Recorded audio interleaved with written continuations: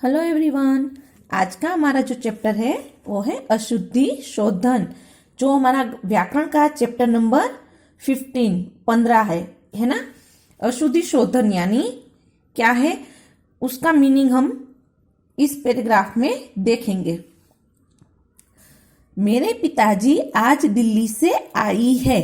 अच्छा, वे तुझके लिए दिल्ली में से क्या लाए हैं? दोनों बच्चों की बातचीत को ध्यान से पढ़िए और बताइए कि उन्होंने अपनी बातचीत में क्या गलती की है। तो ये दोनों फ्रेंड्स हैं, वो आपस में बातें कर रहे हैं, है ना। तो मेरे पिताजी आज दिल्ली से आई है, तो आई की जगह हम क्या बोलते हैं? आए। मेरे पिताजी आज दिल्ली से आए हैं। अच्छा, वे तुझके लिए दिल्ली से क्या लाए हैं? तुझके, तुझके की जगह हम सच्चा शब्द प्रयोग यूज करेंगे, वे तुम्हारे लिए। अच्छा, वे तुम्हारे लिए दिल्ली से क्या लाए हैं? बच्चों, हम अक्सर लिखते और बोलते समय कुछ गलतियां कर देते हैं।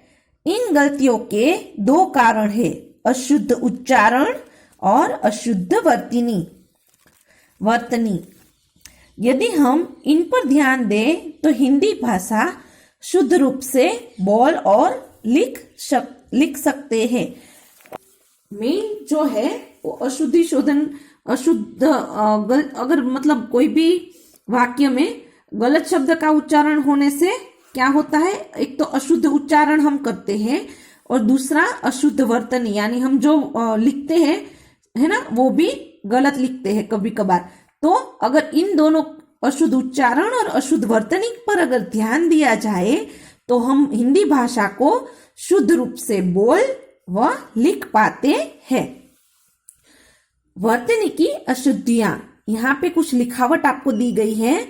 एक साइड में है अशुद्ध शब्द और दूसरी तरफ है शुद्ध शब्द। रुपया, कृपया, तिथि, यहाँ पे तिथि में बड़ी की मात्रा लगाई है, बट सही में कैसे लिखा जाता है? छोटी की मात्रा के साथ।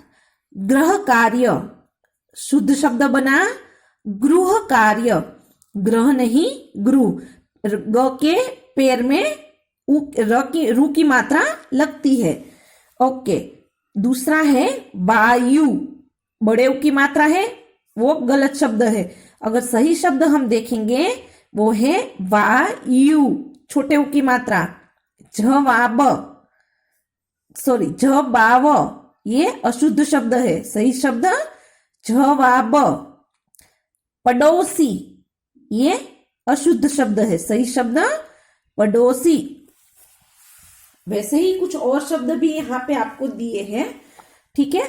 हर एक शब्द में कुछ न कुछ मात्रा मिस्टेक से अशुद्ध शब्द में, और उसके सामने शुद्ध शब्द को वापस लिखा गया है। ये भी ऐसे ही आपको दिया गया है। एक साइड है अशुद्ध शब्द, दूसरी तरफ है शुद्ध शब्द। वैसे ही ये तो कुछ शब्द यहाँ पे हमने चर्चा की, बट कभी कभार वाक्य में भी अशुद्धियां होती है। पहला वाक्य है मेरी दीदी बाजार गया है, तो सही शुद्ध वाक्य क्या बनेगा? मेरी दीदी बाजार गई है। तोता डाल में बैठा है, शुद्ध वाक्य देखे, तोता डाल पर बैठा है। मैं की जगह हमने यहाँ पे देख, ये है मैं, और मैं की जगह क्या लगेगा शुद्ध वाक्य में? पर। मैं खेल करके पढ़ूंगी, खेल करके मतलब ये गलत है, वो नहीं आएगा। मैं खेल कर पढ़ूंगी। मैंने तुमको कहा था, तुमको शब्द गलत है, सही शब्द लगेगा तुम है। मैंने तुम्हें कहा था। मेरे को वहां नहीं जाना, मेरे को की जगह आएगा मुझे वहां नहीं जाना। फल पेड़ पर से गिर गया, फल पेड़ पर से नहीं, फल पेड़ से गिर गया। पेड़ पर से थोड़ी गिरता है ना, पेड़ से गिरता है। कल मेरे नाना जी ने आना है। कल मेरे नाना जी को आना है। मेरे परीक्षा समाप्त हो गए हैं। मेरे की जगह मेरी परीक्षा समाप्त हो गई है। मेरी और गई। यहाँ पे वाक्य में भी आप देख सकते हैं कहीं एक मात्रा में कहीं एक वाक्य अशुद्ध है तो कहीं एक शब्द अशुद्ध है तो किसी किसी में दो दो शब्द भी अशुद्ध दर्शाए गए हैं। हमें जो है वाक्य पढ़ते ही समझ में आ जाता है कि कौन सा वाक्य शुद्ध है और कौन सा वाक्य अशुद्ध है ना। तो बहुत सारे ऐसे शब्द भी आपने देखे, ऐसे कुछ वाक्य भी हैं। तो आपको शुद्ध वाक्य अशुद्ध वाक्य को शुद्ध रूप में लिखना होता है। बाकी के कुछ वाक्य आपको पीछे भी दिए गए हैं जो पेज नंबर आपके 92 पर हैं, वो हम देखें। देखो दाल में